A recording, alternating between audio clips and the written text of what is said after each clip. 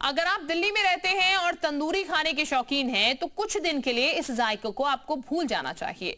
आप टिक्का, सोया चाप, तंदूरी रोटी का मजा नहीं ले पाएंगे, क्योंकि अब दिल्ली में किसी होटल, रेस्टोरेंट में और ढाबों पर तंदूर का इस्तेमाल होगा तो मालिक की खैर नहीं।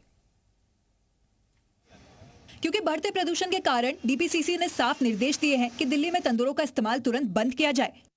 तंदूर से कितना प्रदूषण फैलता है और इससे बैन क्यों किया गया है, इसके पीछे बहुत बड़ी वजह है।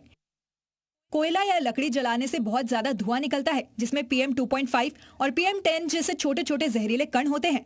ये हवा को बहुत गंदा कर देते हैं। दिसंबर में ठंड ज्यादा होती है और हवा कम चलती है, इसलिए धुआं नीचे ही रह जाता है और घना स्मोक बन जाता है।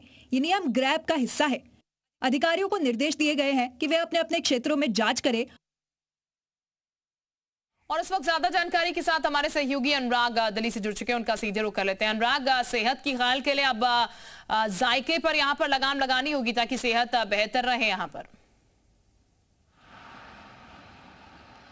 जी देखिए, ये साफ निर्देश दे दिए गए हैं कि जो क्लीन एयर फ्यूल हैं उसके ज़रिए जो है जितने भी खाना बनाने वाले जितने रेस्टोरेंट्स हैं या बड़े होटल्स हैं वहाँ पर तंदूर का इस्तेमाल नहीं होगा। वहाँ पर जो क्लीन फ्यूल है उसका इस्तेमाल करके या जो गैस बेस्ड जो तंदूर होते हैं उनका इस्तेमाल करके आपको तंदूरी जो आइटम्स होते हैं, जो डेलिकेसीज होती हैं, जो फूड आइटम्स होते हैं, उसको प्रिपेयर करने का निर्देश दिया गया है। साथ ही एक और अहम बात ये सामने नज़र आई कल हुई है कि जो पर्यावरण मंत्री हैं वो कल सामने आए बहुत दिनों बाद, कई महीनों बाद, भूपेंद्र यादव, और उन्होंने एक हाई लेवल मीटिंग को चेयर किया, प्रिसाइड किया, उसकी अध्यक्षता की। और जितने भी कंसर्न पार्टीज़ हैं यानी कि हरियाणा, उत्तर प्रदेश, दिल्ली और बाकी जो स्टेट्स हैं जहाँ के पॉल्यूशन में इस समय AQI में बहुत ज़्यादा वृद्धि हुई है, बढ़ोतरी हुई है, उनके अधिकारियों को ये निर्देश किया गया कि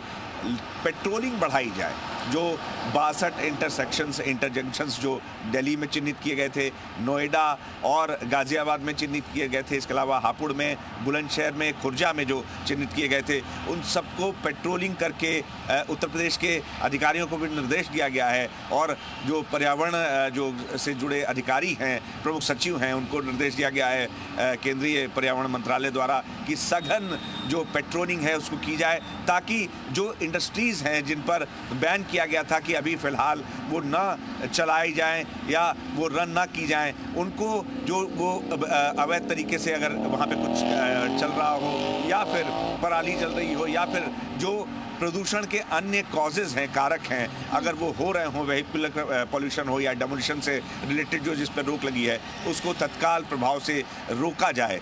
अब इसका हरियाणा, फरीदाबाद, बुलंदशहर और गाज़ियाबाद, नोएडा और दिल्ली के तमाम इलाकों में लगातार पेट्रोलिंग के, और जो राज्यों के मंत्री हैं या राज्यों के जो अधिकारी हैं पर्यावरण से जुड़े हुए, और CPCB को भी कहा भूपेंद्र यादव ने कि इस पर जो लोग भी इस तरह की अवहेलना करते हैं उन पर कड़ी कार्रवाई की जाए और उनको दंडित किया जाए और उनकी मिसाल जो है उनके दंड की सामने लाई जाए ताकि अन्य लोग इसको न कर सके। तो ये करीब 2 घंटे बैठक चली है, बहुत अहम बैठक थी, और लेकिन देर से हुई बैठक, लेकिन ये कहा जा रहा है कि इस बैठक के नतीजे जल्दी ही सामने आ सकते हैं। जी ठीक, शुक्रिया आपका अनुराग तमाम जानकारी देने के लिए।